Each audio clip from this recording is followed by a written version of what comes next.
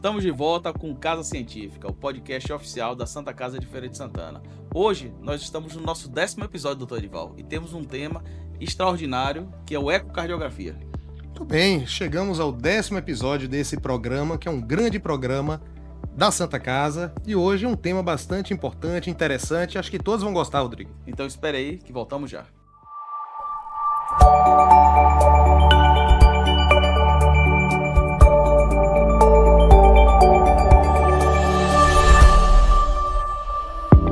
Estamos de volta com Casa Científica, o podcast oficial da Santa Casa de Feira de Santana. Como já falamos, o tema de hoje é especial. Vamos falar de ecocardiograma. Estou aqui com meu amigo Edival. Olá, doutor Edival. Olá, Rodrigo. Um prazer estar mais uma vez nesse novo episódio especial da Casa Científica. Hoje estamos aqui com um convidado também especial, o doutor André Chateaubriand, um grande cardiologista, ecocardiografista, tem doutorado em cardiologia pela USP e hoje ele integra a assistência da Santa Casa de Feira de Santana, Rodrigo, e coordena o ambulatório de valvopatias, um ambulatório importante que também integra o nosso programa de residência em cardiologia.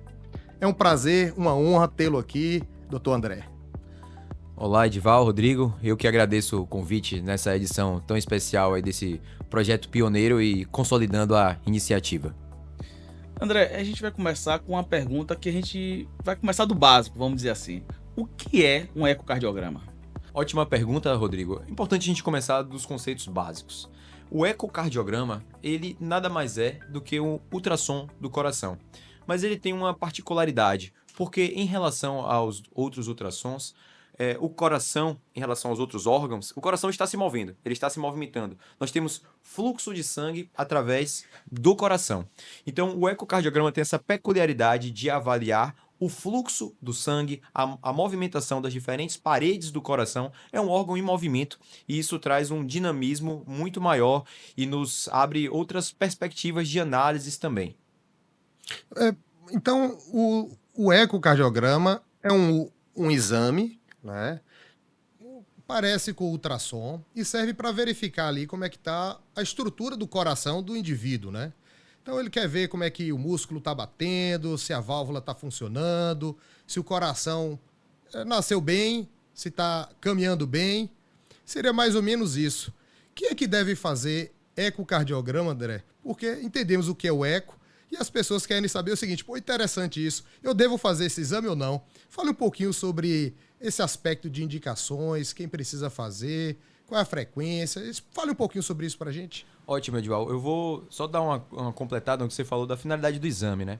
Então, o ecocardiograma é um exame facilmente realizável, sem riscos, relativamente rápido de ser feito, que a gente vai avaliar o tamanho do coração, certo, a força do coração, a direção e a velocidade de passagem do sangue em cada uma das câmaras do coração e, como você falou, a estrutura do coração. Será que o que deveria estar naquele lugar realmente está? Existe alguma coisa que não deveria estar ali que está? Ou seja, estamos falando, podemos avaliar se tem a presença de uma cardiopatia congênita, por exemplo. Então nós descartamos isso, nós avaliamos se o coração tem uma força normal e se o seu tamanho está normal nas suas diferentes partes.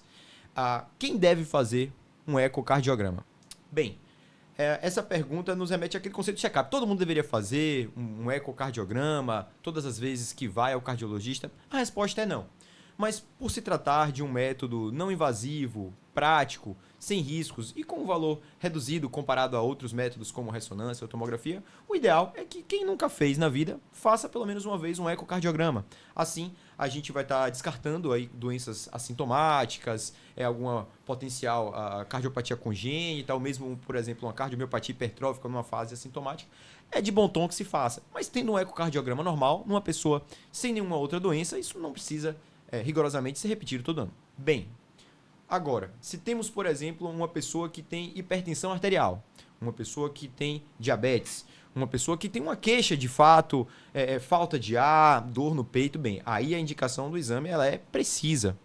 Por exemplo, numa pessoa que tem hipertensão arterial, alterações sutis do exame, como aumento da espessura da miocárdica, isso vai mostrar que esse paciente já tem hipertrofia miocárdica, portanto, ele já tem lesão de órgão-alvo. Tendo lesão de órgão-alvo, é um paciente que já tem repercussão da hipertensão e nós devemos fornecer um tratamento ainda mais rigoroso. Então, pelo que eu entendi que você fala, André, seria útil que alguém que nunca tenha feito o ultrassom do coração, ou seja, o ecocardiograma, faça. Algumas pessoas que tenham uma doença específica que aumente o risco de doenças cardíacas têm suas indicações precisas, e cada uma vai ter um protocolo distinto. Mas uma curiosidade que fica, principalmente para a população que não é da área de saúde, é quem executa esse exame. Necessariamente tem que ser um médico, e se for um médico, necessariamente é um médico que seja especialista em coração, ou seja, o cardiologista. Todo cardiologista tem esse treinamento. Fala um pouquinho para mim e para nossos ouvintes e telespectadores, quem é que executa esse exame? A gente tem a máquina, mas tem um ser, um indivíduo que faz esse exame. Quem é que faz esse exame? Existe uma qualificação específica para que alguém possa fazer esse exame? Sim, existe uma qualificação específica. No Brasil, apenas um cardiologista pode fazer o exame de ecocardiograma. Então, vamos lá. Para se tornar cardiologista, o caminho tradicional são 2 anos de residência de clínica médica, 2 anos de cardiologia e, habitualmente, a formação do ecocardiografista são mais 2 anos, com diferentes cargas horárias, exclusivamente dedicados à formação em ecocardiograma. Existem algumas formações aí de 1 ano, existem também, nós sabemos, formações de fim de semana e tal, mas o fato é que a formação bem consolidada, ela depois de 2 anos de clínica médica, 2 de cardiologia, são 2 anos de ecocardiografia, isso faz uma grande diferença, porque nós adquirimos uma experiência muito grande durante essa formação. São casos mais raros e, à medida a gente fala muito em inteligência artificial e nós temos a inteligência natural do ser humano, o reconhecimento de padrões. Então, com a formação completa, muitas vezes a gente começa o exame ali em 10 segundos, a gente já consegue, de certa forma, prever análises mais específicas que nós vamos fazer, correlacionar com outros achados prévios que nós já tivemos. Então, é uma formação longa, é uma formação específica, e a obtenção das imagens e a interpretação é feita exclusivamente por um cardiologista, ainda que o cardiologista não especializado também, ele deva ter uma parte disso em sua formação para poder também interpretar adequadamente o resultado de um exame que ele recebe. Eu acho que isso que você falou, André, é muito importante, Rodrigo, até porque a nossa instituição é uma instituição formadora, é uma instituição educadora. E a discussão sobre a qualidade do profissional formado é algo extremamente importante. Então, eu vou aproveitar para ressaltar isso. Você diz o seguinte: olha, é um exame que depende da sua experiência no seu treinamento. Se você treinar 2 anos, vindo pacientes de manhã, de tarde, todos os dias, durante quase 365 dias, 2 anos, a chance de você identificar várias doenças, aquelas comuns e aquelas raras. Isso traz uma possibilidade de, no seu caso, no meu caso, no caso de um paciente nosso, quando ele for visto por um indivíduo com essa capacidade, ele vai identificar detalhes que, de repente, um indivíduo que fez uma formação precária, uma formação de final de semana, que vê poucos casos, ele talvez não tivesse condição de detectar. Então é muito importante que o indivíduo tenha uma boa formação e que o seu ecocardiografista tenha uma formação sólida, porque é a nossa saúde que está em jogo. André, eu sei que você gosta muito de esporte, né? É um corredor. Eu sei que Rodrigo também está aqui, gosta muito de esporte. Todo dia de manhã cedo ele está na academia. Eu também gosto bastante de esporte. E a gente sempre ouve também algumas perguntas quando sabe que a gente é cardiologista. A gente precisa fazer algum exame antes de fazer uma atividade física? Eu queria passar essa pergunta que eu sempre ouço e dizer o seguinte: é preciso fazer um ecocardiograma antes de atividade física? Se não precisar para todos, quem é que você indicaria assim, ó, esse indivíduo precisaria fazer? Edival, ótima pergunta. E só completando o que você falou no começo do seu comentário, o maior risco do ecocardiograma, na verdade, é ele ser mal realizado e gerar ruídos, gerar preocupações desnecessárias e tal. Então, o maior risco do exame em si é esse. Agora, em relação à sua pergunta sobre eu que estou aqui diante de 2 atletas, né? Eu tenho o prazer de encontrar esses 2 jovens rapazes aqui muito ativos com frequência durante a semana. Bem, cai naquele comentário que eu fiz no começo. Quem nunca fez um ecocardiograma, é interessante que faça uma vez na vida. E aí, por exemplo, eu sou sedentário, vamos supor, tenho 40 anos, eu sou sedentário, eu vou ao cardiologista, quero ver se está tudo bem para eu começar. Poxa, eu nunca fiz um eco, é de bom tom que faça e que se descarte. Agora, quando a gente vai falar assim de consensos, de diretrizes sobre a recomendação de avaliação a pré-participação esportiva, pelo menos um eletrocardiograma a pessoa deve fazer. Pelo menos um eletrocardiograma. Em termos populacionais, com um eletrocardiograma normal, você estaria autorizado. Na prática, a gente acaba solicitando um pouco mais de exames, mas isso não deve travar. Então, por exemplo, eu recebo no meu consultório também, doutor, vim ver se tá tudo bem. Vejo um eletro na minha frente. Não tem sintomas críticos. Não, doutor, sinto um pouco de falta de ar quando eu faço um exercício fora do habitual. Você está autorizado. Ponto. Você não precisa esperar fazer os exames, voltar aqui no meu consultório para eu dizer que está tudo ok. A gente sabe que promover o exercício é extremamente importante do ponto de vista individual, de saúde individual e também populacional. Então a gente, como cardiologista, tem que estimular, soltar esse freio de mão, fazer com que as pessoas façam. Porém, por exemplo, mesmo um paciente que já tenha uma história, vamos dizer, de um ecocardiograma normal, nos últimos 5 anos a gente viu ali um eletro que tem alguma alteração sutil, é de bom tom que a gente faça um ecocardiograma.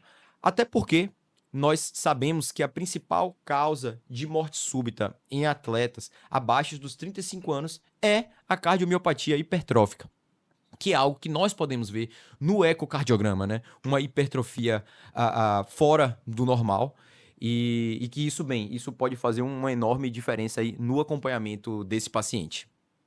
Você falando aí de esporte e de prática de atividade física, uma curiosidade, doutor Edival, que esse ano eu já fiz meu eco, viu? Fiz lá na Santa Casa com o doutor André, ele disse que tava tudo bem, por isso que eu tô tranquilo para estar fazendo lá a minha malhação 5 horas da manhã, que ele também acorda cedo, viu?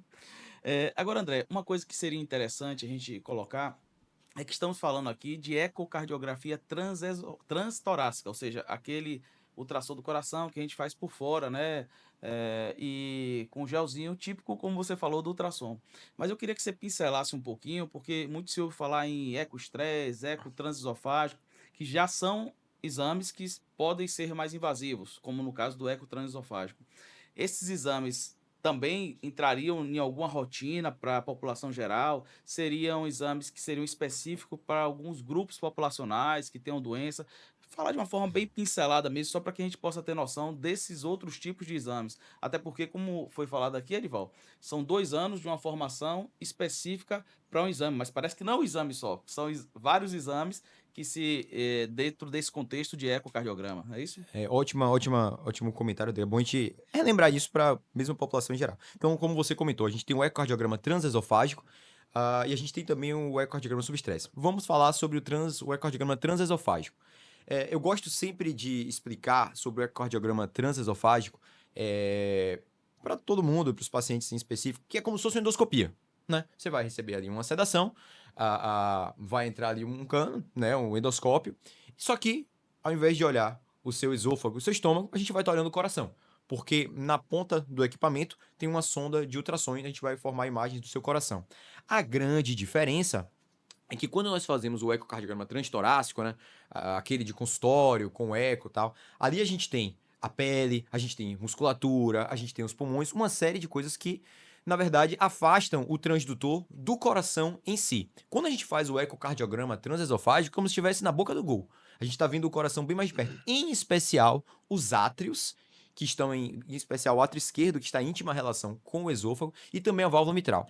Então, quando nós temos, por exemplo, dúvidas em relação a alterações da válvula mitral, o eco é o papel principal do ecocardiograma transesofágico. Quando a gente quer ver se tem algum coágulo ali dentro dos átrios, em especial do átrio esquerdo, o ecocardiograma transesofágico tem o seu grande papel de destaque. E ele tem uma resolução espacial também melhor. Então, às vezes, a gente quer ver se tem uma vegetação, né? Que é como a gente chama quando tem uma infecção nas válvulas. Então, é o método ali de escolha que muitas vezes a gente já sabe através do transtorácico, mas pode detalhar melhor através do transesofágico. Em relação ao eco de estresse, ele pode ser um método empregado com papel parecido com o da cintilografia, para a gente avaliar se tem alguma repercussão de obstrução de alguma artéria, né? Será que alguma parte do coração, quando ele está submetido a um estresse, contrai mais fraco? Isso poderia indicar uma obstrução na artéria que leva sangue para aquela parte. E aí pode ser feito através da injeção de medicamentos, né, de dobutamina ou de piridamol, ou pode ser feito com o estresse físico, que é o paciente na esteira, mas esse já é aí menos difundido. Mas sim, são modalidades muito importantes, em especial o ecocardiograma transesofágico, que as pessoas deveriam pelo menos saber que existe. seria para todas as pessoas. Não, de forma nenhuma. São exames que são solicitados diante de suspeitas específicas. Eu quero saber se tem trombo, quero ter uma dúvida em relação à válvula mitral. Aí sim a gente vai recorrer ao exame transesofágico e, diante de uma suspeita, de uma dor torácica, daí a gente faria sob estresse. Pois André. Então, a gente identifica que existem vários métodos, né, associados. Não é cardiograma, não é uma coisa só. A gente tem várias formas de utilizar esse método, né? E a gente também sabe que a gente está passando por uma revolução tecnológica, na verdade, na medicina. Muita coisa nova aparecendo. Eu queria que você aproveitasse essa oportunidade para falar para a gente o eco, o que tem surgido de novidade, quais são as perspectivas futuras assim envolvendo esse método e essas inovações tecnológicas. Sem dúvida, o principal avanço dos últimos 10 anos é o uso do método do Strain. E, mais recentemente ainda, nós temos um pouco da aplicação da inteligência artificial. Quanto ao Strain, basicamente, quando a gente analisa a contratilidade ali do coração no olho nu, vamos dizer que a gente poderia perder algumas nuances. Quando eu falo nesse termo Strain, é um termo que quer dizer deformação. O aparelho, quando nós usamos esse método, que também tem suas limitações, ele capta cada pontinho branco da tela que representa o músculo do coração. Ele vê o quanto cada pontinho branco se moveu, o quanto o músculo ele se deformou. E ele faz uma conta global do músculo do coração e traz um número para isso. Qual a grande vantagem? A vantagem é que a gente poderia detectar disfunções no músculo cardíaco muito mais precocemente. Eu não precisaria estar vendo que o coração está fraco para dizer que tem alguma alteração, mas sim o aparelho ali rastreando a movimentação de cada pontinho branco, de cada pixel, poderia dizer isso pra gente. É claro que isso requer que a gente tenha uma excelente visualização do coração no exame. Então, pessoas, por exemplo, que fumaram e que é de difícil visualização do coração, a gente chama de janela difícil, vai ser difícil de usar o método.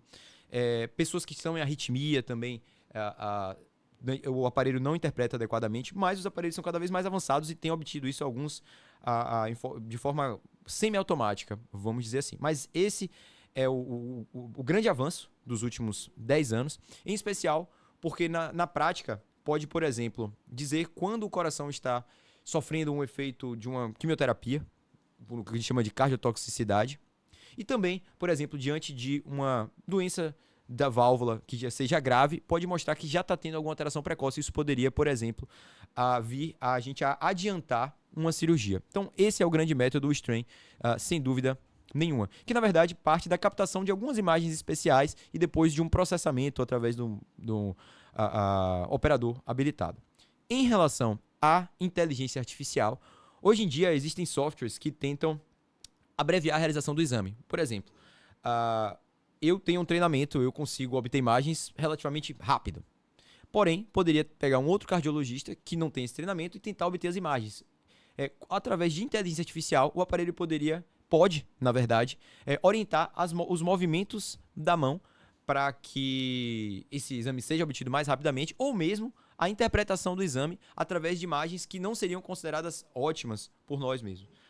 Além da própria interpretação diante de muitos exames que são carregados e modelos de deep learning e tal, que o aparelho já diz, poxa, esse exame é normal, esse exame não é normal. Isso é mais afastado, mas no sentido de tornar o exame mais rápido, a inteligência artificial já vem sendo usada e é um horizonte aí infinito. Strain que você fala, que é uma inovação tecnológica que a gente faz lá na Santa Casa?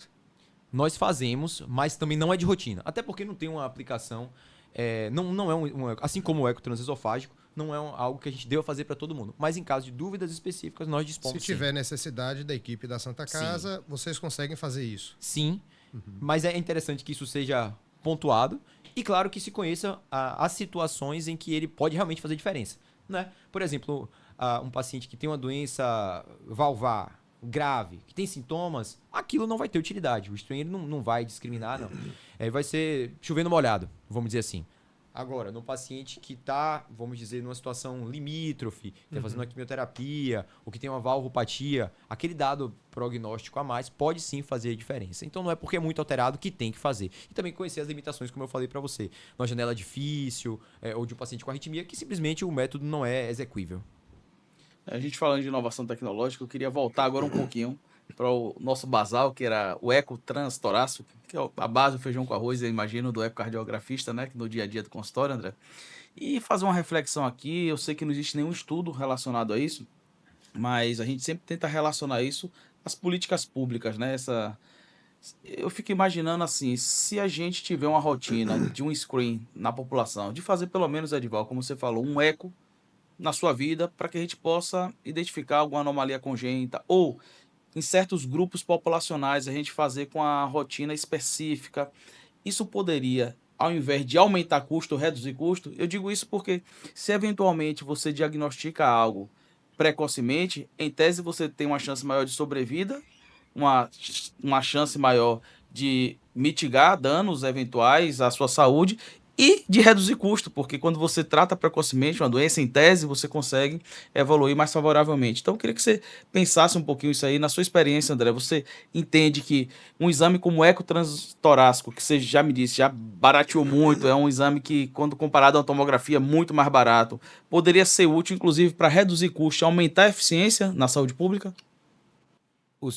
A sua pergunta é muito instigante, eu digo. E a gente cai em alguns paradoxos, né? Faz todo sentido isso que você está falando e eu tendo a acreditar que sim, de fato não tem estudo. Por outro lado, eu atendo e vejo, por exemplo, pacientes que existe uma conclusão de exame muito comum que é insuficiência mitral de grau discreto, insuficiência tricúspide de grau discreto, que são achados considerados fisiológicos. No meu ecocardiograma, você vai ter lá insuficiência mitral de grau discreto. Muitas vezes a gente nem coloca na conclusão exatamente por quê. Porque aquilo gera uma preocupação na pessoa. Eu vejo pessoas nas redes sociais que estão angustiadas, sem dormir, principalmente a pessoa que já é mais ansiosa, porque o exame veio um ecocardiograma com insuficiência mitral de grau discreto. Então aquilo gerou uma preocupação, às vezes gerou uma busca desnecessária que pode até ter ocupado a vaga de uma pessoa que precisava. De fato, é possível que reduza o custo, sim, a gente rastrear, mas isso é mais difícil de provar. Agora, com certeza, se a gente aumentar o acesso de pessoas que têm queixas, mas que, principalmente através do Sistema Único de Saúde, e que essas pessoas possam fazer um exame de qualidade, poxa, eu acho que no estágio que a gente está em termos de saúde pública, isso, sem dúvida, reduziria custos. E custos não só de saúde, mas eu gosto de pensar também na produtividade da pessoa, né?